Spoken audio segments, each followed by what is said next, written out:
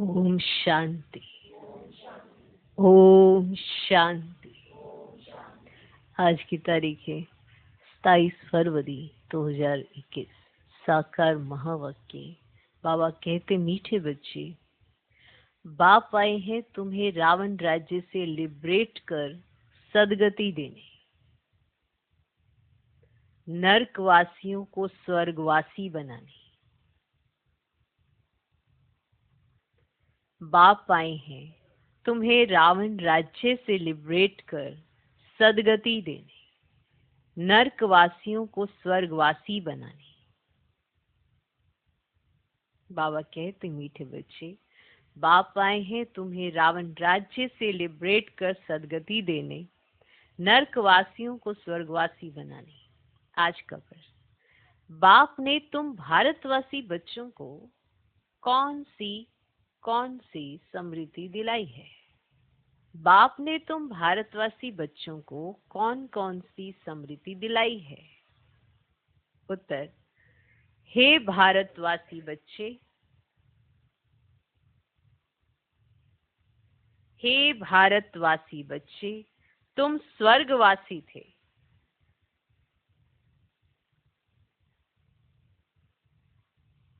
तुम स्वर्गवासी थे। आज से 5000 वर्ष पहले भारत स्वर्ग था। आज से 5000 वर्ष पहले भारत स्वर्ग था। हीरे सोने के महल थे।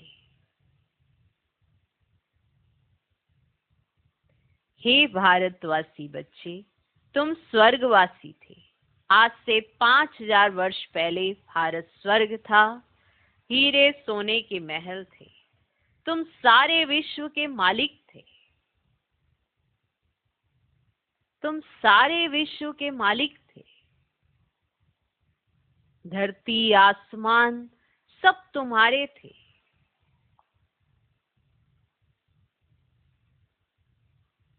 धरती आसमान सब तुम्हारे थे। भारत शिव बाबा का स्थापन किया हुआ शिवालय था। भारत शिव बाबा का स्थापन किया हुआ शिवालय था। वहां पवित्रता थी। अब फिर से ऐसा भारत बनने वाला है। अब फिर से ऐसा भारत बनने वाला है। बाप ने तुम भारतवासी बच्चों को कौन सी समृद्धि दिलाई है? उत्तर, हे भारतवासी बच्चे, तुम स्वर्गवासी थे। आज से 5000 वर्ष पहले भारत स्वर्ग था। हीरे सोने के महल थे। तुम सारे विश्व के मालिक थे। धरती आसमान सब तुम्हारे थे। भारत शिव बाबा का स्थापन किया हुआ शिवालय था। वहां पवित्रता थी। अब फिर से ऐसा भारत बनने वाला है। आज का गीत है, नयनहीन को राह दिखाओ प्रभु। ओम शांति। मीठे मीठे रूहानी बच्चों मन आत्माओं ने ये गीत सुना? ये गीत सुना? किसने कहा? आत्माओं के रूहानी बाप ने। किसने पूछा आपसे? रूहानी बाप ने। तो रूहानी बाप को रूहानी बच्चों ने कहा कि हे बाबा, उनको ईश्वर भी कहा जाता है, पिता भी कहा जाता है। कौन सा पिता? परम पिता, क्योंकि बाप दो हैं, एक लौकिक, दूसरा पारलौकिक। लौकिक बाप के बच्चे पारलौकिक बाप को पुकारते हैं, हे बाबा पुकारते हैं। अच्छा, बाबा का नाम शिव है तो निराकार पूजा जाता है। उनको कहा जाता है सुप्रीम फादर। लौकिक बाप को सुप्रीम नहीं कहा जाता। ऊंचते ऊंच सभी आत्माओं का बाप एक ही है। सभी जीवात्माएं उस बाप को याद करती हैं। आत्माएं ये भूल गई हैं कि हमारा बाप कौन है। पुकारते हैं, ओ गॉड फादर, हम नैनहीन को नैन दो तो हम अपने बाप को पहचाने। भक्ति मार्ग की ठोकरों से छुड़ाओ, सदगति के लिए तीसरा नेत्र लेने लिए बाप से मिलने के लिए पुकारते, क्योंकि बाप ही कल्प कल्प भारत में आकर भारत को स्वर्ग बनाते हैं। अभी कलयुग है, कलयुग के बाद सत्युग आना है। अब यह है पुरुषोत्तम संगम युग। बेहद का बाप आकर जो पतित भ्रष्टाचारी बन गए हैं उन्हों को पुरुषोत्तम बनाते हैं। ये पुरुषोत्तम भारत में थे ये कौन? लक्ष्मी नारायण। ये पुरुषोत्तम भारत में थे। लक्ष्मी नारायण की डिनाइस्टी का राज्य था। आज से 5000 वर्ष पहले सत्युग में श्री लक्ष्मी नारायण का राज्य था। ये बच्चों को स्मृति दिलाते हैं। तुम भारतवासी आज से 5000 वर्ष पहले स्वर्गवासी थे, अब तो सब नरकवासी हैं। आज से 5000 वर्ष पहले भारत हेवन था। भारत की बहुत महिमा थी, हीरे सोने के महल थे। याद आया? कुछ याद आया? अभी तो कुछ भी नहीं। उस समय और कोई धर्म नहीं था, सिर्फ सूर्यवंशी थे। चंद्रवंशी भी पीछे आते हैं। बाप समझाते हैं तुम सूर्यवंशी डिनाइस्टी के थे। अभी तक भी इन लक्ष्मी नारायण के मंदिर बनाते रहते हैं, परंतु लक्ष्मी नारायण का राज्य कब था, कैसे पाया, ये किसको पता नहीं है। पूजा करते हैं, जानते नहीं, तो ब्लाइंड फेथ हुआ ना। शिव की, लक्ष्मी नारायण की पूजा करते हैं, बायोग्राफी को भी नहीं जानते। अभी भारतवासी खुद कहते हैं हम पतित हैं, हम पतितों को पावन बनाने वाला बाबा आओ, पुकारते ना ऐसे। आकर हमको दुखों से, रावण राज्य से लिबरेट करो। बाप ही आकर सबको लिबरेट करते। बच्चे जानते हैं सतयुग में बरोबर एक राज्य था, जानते हैं बात। बापूजी भी कहते थे कि हमको फिर से राम राज्य चाहिए। ग्रस्त धर्म जो पतित बन गया सो पावन चाहिए। हम स्वर्गवासी बनना चाहते हैं।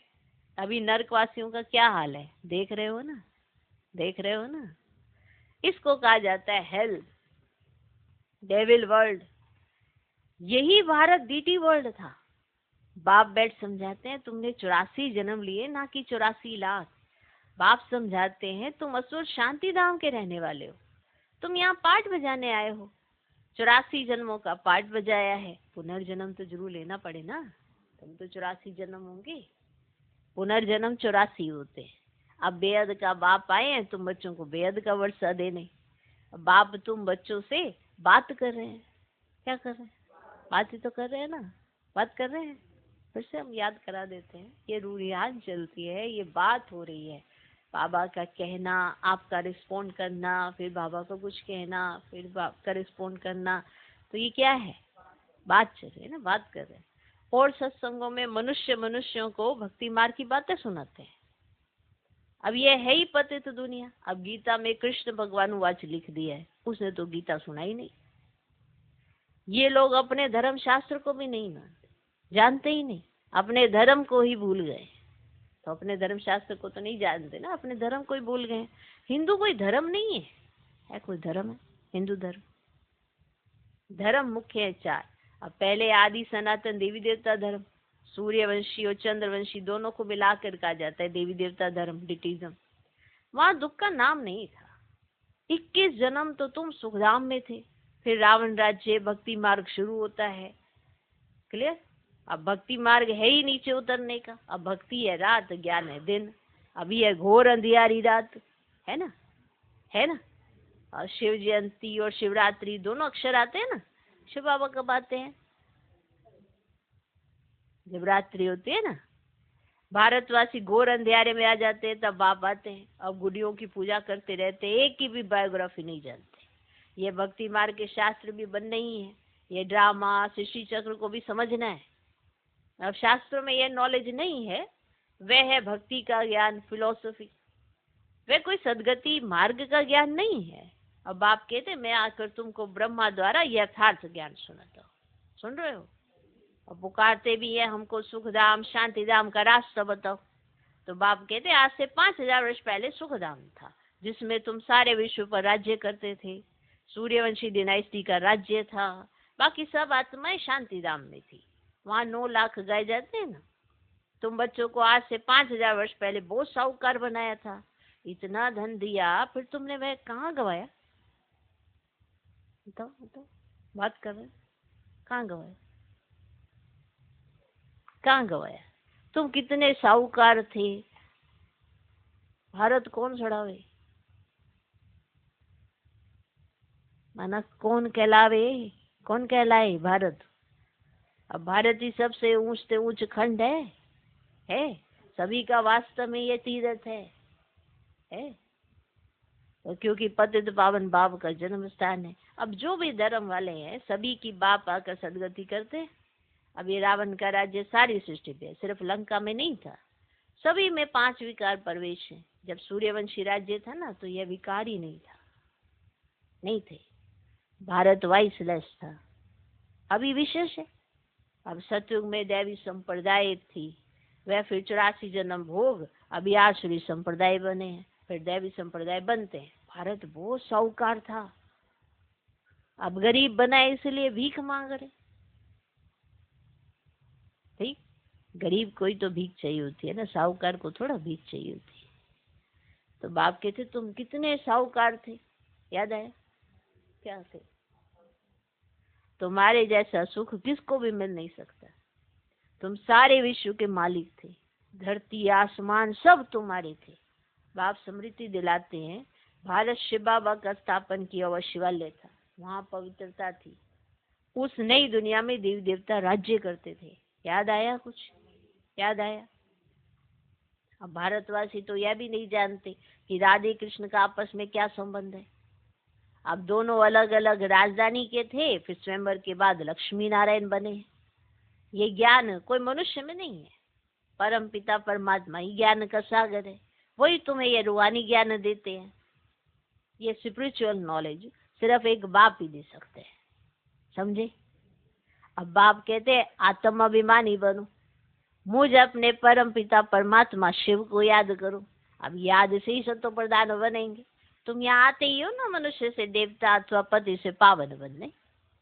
अब ये है ही रावण राज्य। अब भक्ति मार्ग में रावण राज्य शुरू होता है। अब रावण ने कोई एक सीता को नहीं चुराया है। तुम सब भक्ति करने वाले रावण के चंबे में हो। सारी सृष्टि 5 विकारों रूपी रावण की कैद में है, सभी शोक वाटिका में दुखी है। अब बाप आकर सबको लिबरेट करते हैं। अब बाप फिर से स्वर्ग बना रहे हैं। ऐसे नहीं कि अभी जिनको धन है बहुत है वे स्वर्ग में है, नहीं, अभी है ही नरक। सभी पतित है ना, इसीलिए गंगा में जाकर स्नान करते हैं। अब समझते हैं गंगा पतित पावनी है, परंतु पावन तो कोई बनते ही नहीं है। पतित पावन तो बाप को ही कहा जाता है ना कि नदियों को। तो ये सब है भक्ति मार्ग। तो बाप ये बातें आकर समझाते हैं। समझ आ गई? अब तुम ये तो जानते हो ना, एक है लौकिक बाप, दूसरा फिर प्रजापिता ब्रह्मा है, अलौकिक बाप, और वह पालौकिक बाप। तो 3 बाप है। शिव बाबा प्रजापिता ब्रह्मा द्वारा ब्राह्मण धर्म स्थापन करते हैं। अब ब्राह्मणों को देवता बनाने के लिए राजयोग सिखलाते हैं। तो एक ही बार बाप आकर आत्माओं को राजयोग सिखलाते हैं। आत्माएं पुनर्जन्म लेती है। अब आत्मा ही कहती है ना मैं एक शरीर छोड़ दूसरा लेती हूँ। तो बाप कहते हैं अपने को आत्मा समझ, मुझ बाप को याद करो तो तुम पावन बनेंगे। समझा? कोई भी देदारी को याद नहीं करो। अब यह मृत्यु लोक का अंत, अमर लोक की स्थापना हो रही है। बाकी सब अनेक धर्म खलास हो जाएंगे। अब सत्यु में एक ही देवता धर्म था, फिर त्रेता में चंद्रवंशी राम सीता। तुम बच्चों को सारे चक्र की याद दिलाते हैं। याद आई? ये सारे जो सुना रहे हैं, जो बात कर रहे हैं, वो सब याद दिला रहे हैं ना। तो शांति धाम सुख धाम की स्थापना करते ही है बाप। मनुष्य को सदगति दे नहीं सकते। अब ऐसा वह भक्ति मार्ग के गुरु। अब भक्ति मार्ग में मनुष्य अनेक प्रकार के चित्र बनाए, पूजा कर, फिर जाकर कहते हैं डूब जा डूब जा, है ना। पहले चित्र बनाते, फिर पूजा करते, उनकी पालना करते, फिर कहते डूब जा डूब जा, है ना। बहुत पूजा करते, खिलाते पिलाते, अब खाते तो ब्राह्मण लोग है ना। इसको कहा जाता है गुडियों की पूजा। कितनी अंधश्रद्धा है। अब उन्हों को कौन समझाए? बात कर रहे ना, बताओ उन्हों को कौन समझाए जाके? तो बाप कहते अभी तुम हो ईश्वरीय संतान, तुम अभी बाप से राजयोग सीख रहे हो, है ना। यह राजधानी स्थापन हो रही है, प्रजा तो बहुत बननी है। कोटों में कोई राजा बनते हैं, प्रजा तो बहुत बन जाती है।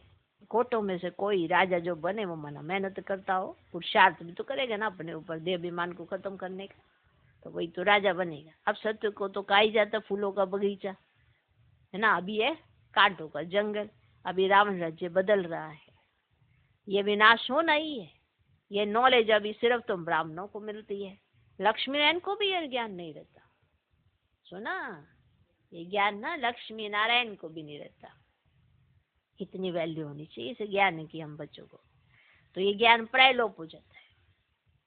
जैसे नया जन्म होता है ना, तो पिछला सारा प्रायलोप हो जाता है, कुछ याद नहीं रहता। ऐसे ये ज्ञान भी प्रायलोप हो जाता है, कुछ याद नहीं रहेगा, एकदम विस्मृत, प्रायलोप हो जाता है। भक्ति मार्ग में कोई भी बाप को जानते ही नहीं, पूरे भक्ति मार्ग में कोई भी बाबा को नहीं जानते। बाबा आते अपना परिचय देते, पहचान देते, तब हम जान पाते हैं। तो बाप ही रचता है, ब्रह्मा विष्णु शंकर भी रचना है। परमात्मा सर्वव्यापी कहने से तो सब बाप हो जाते, सबके सब बाप हो जाए तो वर्षे का हक ही नहीं रहता। सब बाप बाप को क्या वर्षा देंगे? तो बाप तो आकर सभी बच्चों को वर्षा देते हैं। सर्व का सदगति दाता एक ही बाप है, ये भी समझाया है। 84 जन्म वह लेते हैं जो पहले पहले सत्युग में आते हैं। अब क्रिश्चियन लोग के जन्म कितने होंगे? अब जो क्रिश्चियंस हैं उन लोगों के कितने जन्म होंगे? करके 40 जन्म होंगे। ये हिसाब निकाला जाता है। एक भगवान को ढूंढने के लिए कितने धक्के खाते हैं? भगवान तो एक ही है ना, इतनी वंडरफुल बात है ना। उसको ढूंढने के लिए कितने धक्के खाते हैं, तरह तरह से कितने कर्म कांड होते हैं। अभी तुम धक्के नहीं खाएंगे, नहीं खाएंगे ना, है ना। तुमको तो एक बाप को याद करना है। यह है याद की यात्रा, यह है पतित पावन गॉड फादर यूनिवर्सिटी। तुम्हारी आत्मा पढ़ती है, साधु संत फिर कह देते आत्मा निर्लेप है।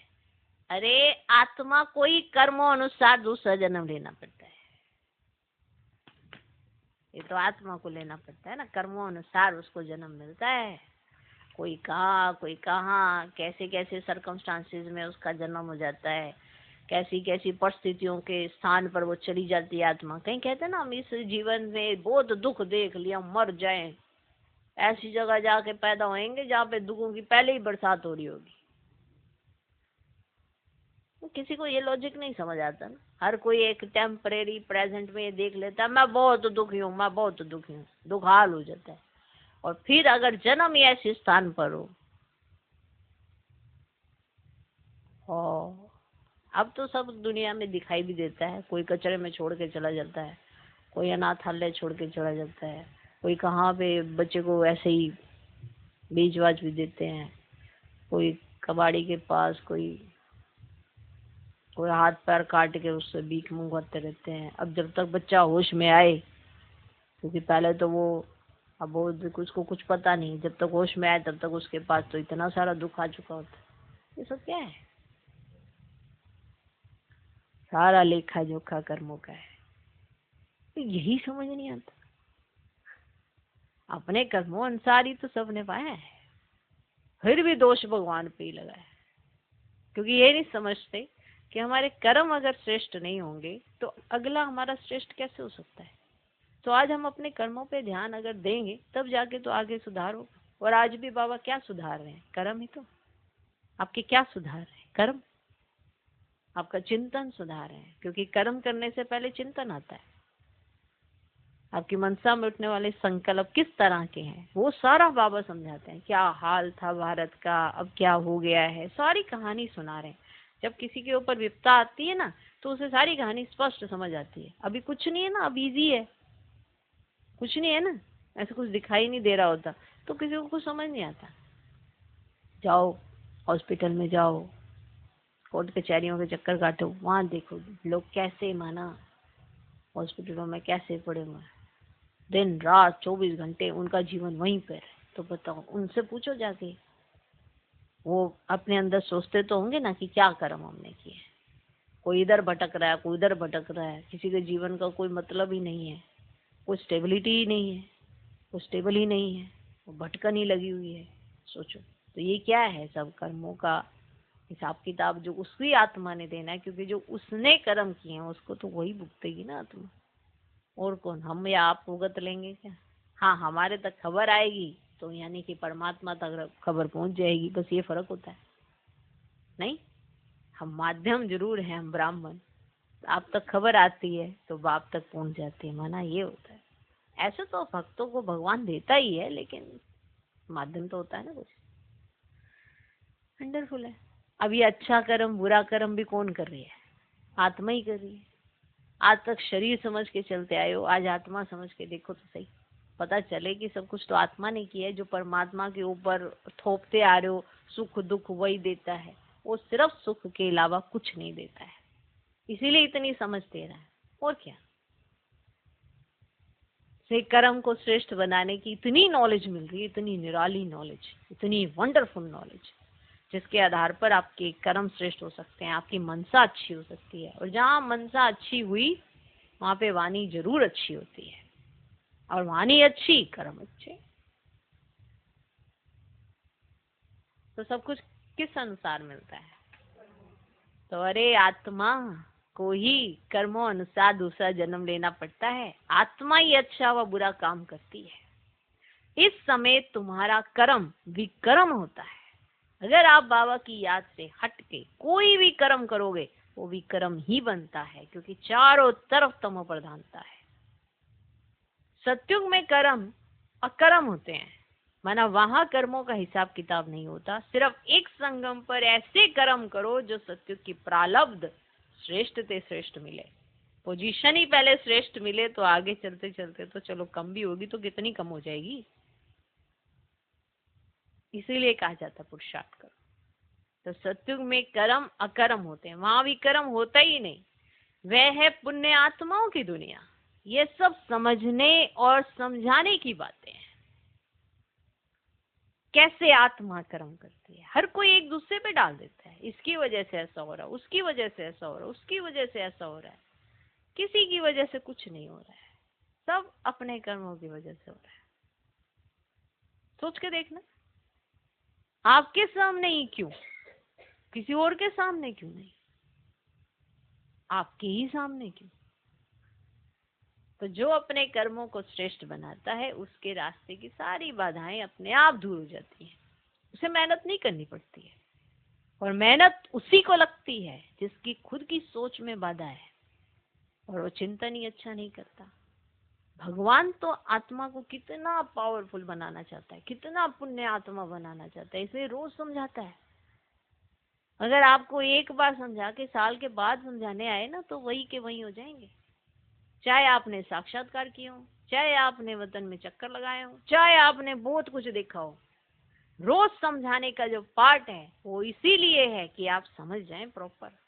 और कर्म भी श्रेष्ठ सारे दिन में करेंगे तो जाकर आपके जो किए हुए विकर्म है वो खत्म होंगे। और उसके लिए एक ही चीज करनी है, क्या? याद। याद इसलिए करनी है कि शक्ति मिल सके विकर्मों को नष्ट करने की। जितने विकर्म नष्ट होते हैं उतना बुद्धि श्रेष्ठ होती है और उतना बाप की बात सहज समझ में आने लगती है, वरना तो बड़ा ही डिफिकल्ट है, समझ नहीं आएगा। कहेंगे करें तो करें क्या, करें तो करें क्या, ऐसे ऐसे चिंतन चलेगा। और जिसका ऐसा चिंतन चलता है कि क्या करें क्या करें क्या ना करें, क्या करें क्या ना करें, माना सिर पर विकर्मों का बोझा बहुत ज्यादा है, जिससे परमात्मा बात ही स्पष्ट समझ में नहीं आ रही है। सोचो, भगवान की बात ना समझ में आए तो किसको समझोगे जाके? इसीलिए कहा ये बात हो रही है ना, आपको पूरी आपकी हिस्ट्री सुनाई, आपका सारा कुछ बताया, क्या हुआ, कैसे रहते थे, सिर्फ सुन रहे, फील नहीं कर पा रहे हो तो इसका मतलब उससे थोड़ा नीचे रहते थे, इसलिए फील नहीं कर पाते। जब किसी का कुछ हो जाता है ना, जब वो रहता है महलों में और फिर वो जब फकीरी पे आ जाता है तो उसको एहसास होता है कि मैं महलों में रहता था, और जो महलों में रहता है उसी को तो एहसास होता है मैं फकीर हो गया। तो ये सब समझने और समझाने की बातें हैं।